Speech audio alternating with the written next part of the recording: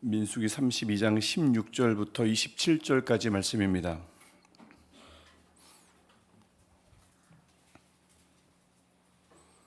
민수기 32장 16절부터 27절까지 말씀 우리 한 절씩 교독하고 마지막 절 27절은 함께 읽겠습니다.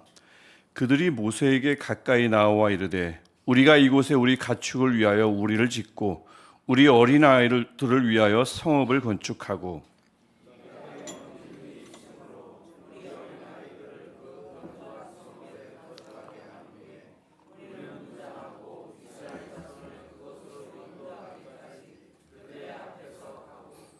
이스라엘 자손이 각기 기업을 받기까지 우리 집으로 돌아오지 아니하겠사오며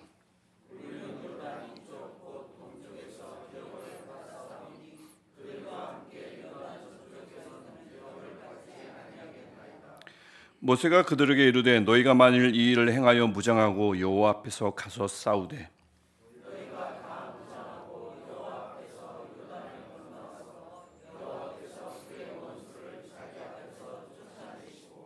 그 땅이 여호와 앞에 복종하게 하시기까지 싸우면 여호와 앞에서나 이스라엘 앞에서나 무죄하여 돌아오겠고 이 땅은 여호와 앞에서 너희의 소유가 되리라마는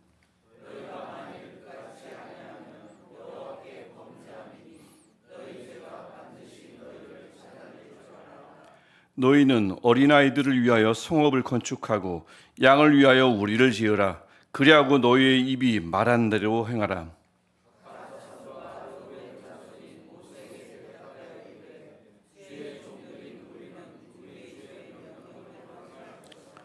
우리의 어린아이들과 아내와 양떼와 모든 가축은 이곳 길르앗 성읍들에 두고 종들은 우리 주의 말씀대로 무장하고 여호와 앞에서 다 건너가서 싸우리이다.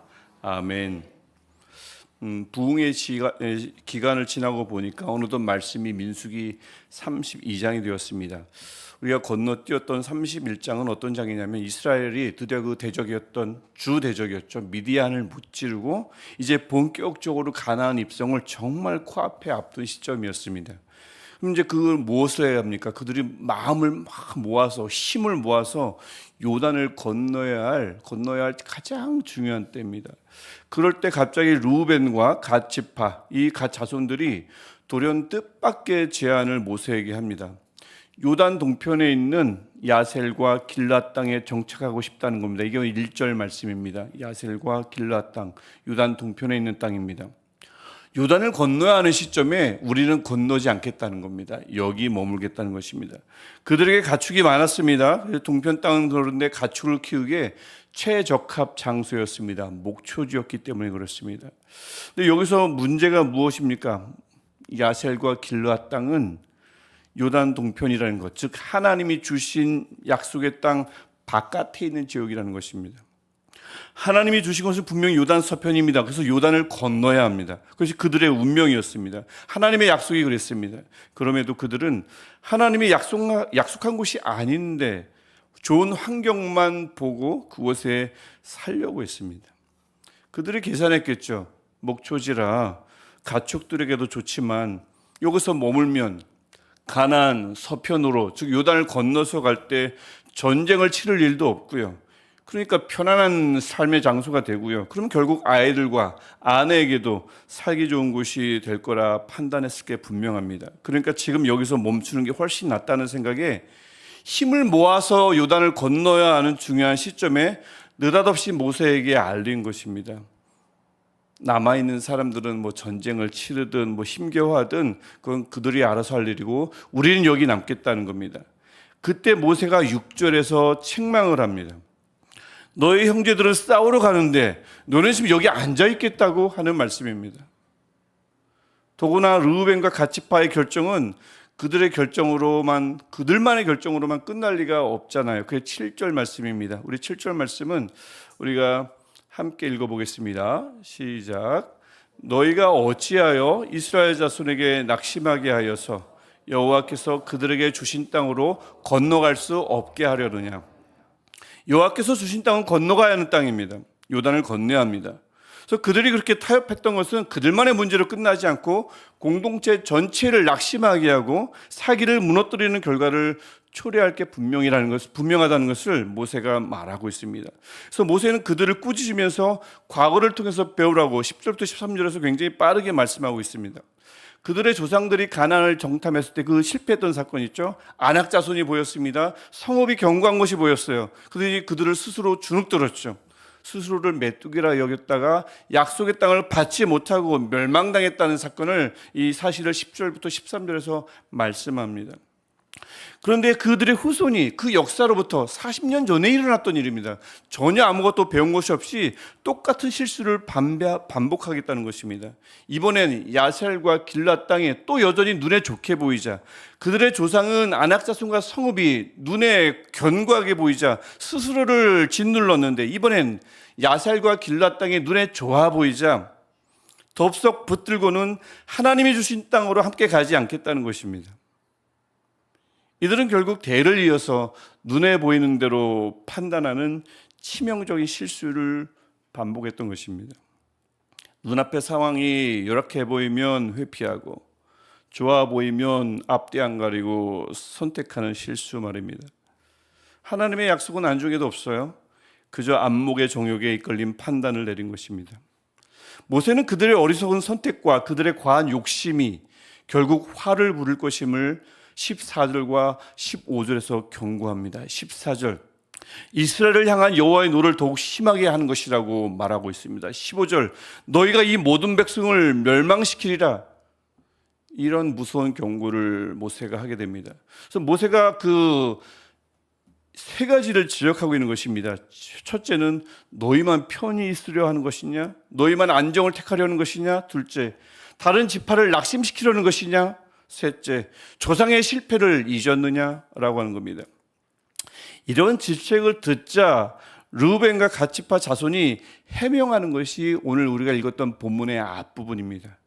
사실은 그게 아니고 하면서 같이 우리를 좀 짓고 자녀들이 거할 성읍을 좀 지은 후에, 16절 말씀이죠. 그리고는 17절에서 가나안 전쟁에 합류하되 선봉에 서겠다고, 앞서서 싸우겠다고 공언합니다. 그리고 18절에서 그것도 끝까지 싸울 것이라고 약속하고, 19절에서 이미 땅, 즉 야셀과 길랏, 요단 동편을 받았으니 또 다른 몫을 요구하지 않겠다고 제안하며 약속합니다. 그런데 놀랍게도 20절부터 24절을 보면 모세가 그들의 제안을 수용을 해요. 약속한 대로 이행하면 그들이 요구한 요단 동편 땅, 그것이 여호와 앞에서 그들의 땅이 될 것이라고 22절에서 말하고 있습니다. 다만 23절이 경고하죠. 우리가 읽은 본문이니까 빠르게 가는 것입니다. 약속을 어기면 하나님께 범죄한 것이며 그 죄값을 치를 것이라고 23절에서 경고합니다. 그러자 25절부터 27절, 일일이 구절을 살펴볼 필요는 없습니다. 르우벤과 갓 자손들은 그들이 한 약속을 반드시 지키겠다고 25절부터 27절에서 다시 반복하면서 다짐합니다. 근데 여기서 다시 한번 반드시 짚고 넘어갈 중요한 사실이 있는 거죠. 르우벤과 갓 자손은 나머지 자손들과 함께 무엇을 해야 합니까? 요단 서편으로, 요단을 건너서 하나님께 주신 땅으로 나아가야 했습니다. 중도 하차하면 안 됐습니다. 그래서 이것이 그들의 선택은 분명 믿음의 순종이 아닙니다. 눈앞의 유익과 안정을 쫓은 선택입니다. 즉 욕심이 불러온 잘못된 선택이라는 것입니다. 그럼에도 너무나 놀랍게도 하나님은 그들의 간청을 받아들여 주셨고요, 약속의 땅 밖에 있는 그 지역을 그들에게 기업으로 허락하셨다는 사실입니다.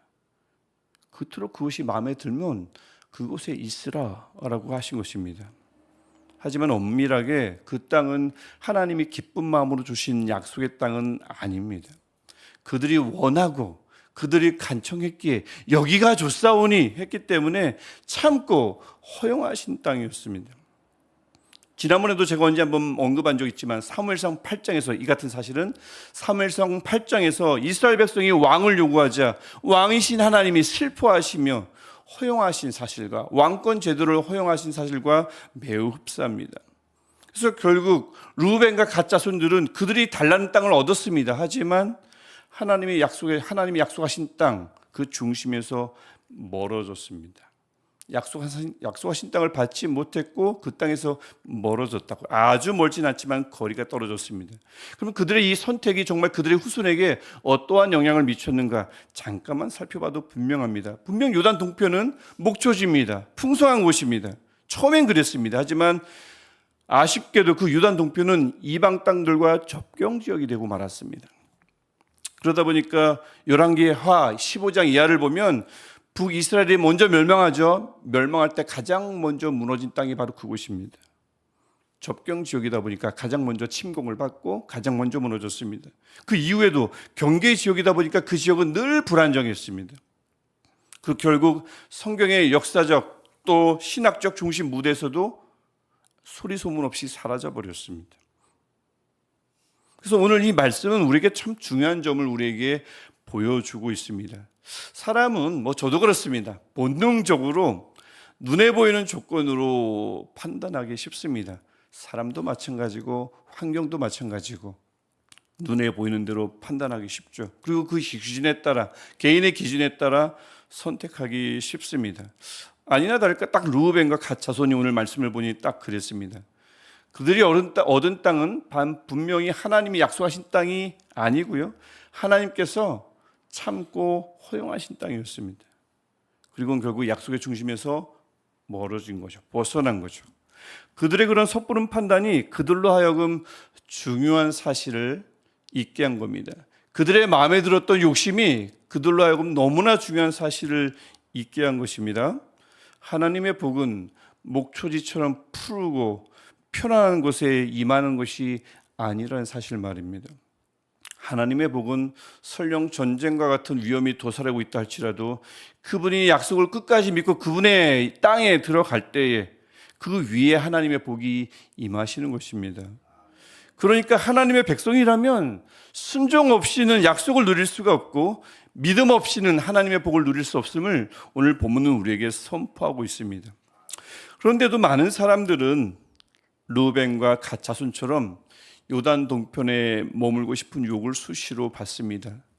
조금 더 편해 보이는 곳, 조금 더 안정적이고 조금 더 큰 유익이 있어 보이는 그곳, 그런 요단 동편을 선택하고 싶은 마음이 굴뚝 같을 때가 많다는 것입니다. 그런 곳이 요단 동편이 어떤 곳입니까? 그렇게 하다 보면, 그런 마음을 갖다 보면 경제적 안정과 유익을 위한 타협이 수시로 일어나고 우선순위가 왜곡되고 내 의지와 상관없이 빈번하게 세상적 성공을 위해서라면 신앙을 중단하는 사태도 일어나는 것입니다. 그래서 오늘 말씀은 하나님의 백성인 우리에게 분명하게 선언하고 있습니다.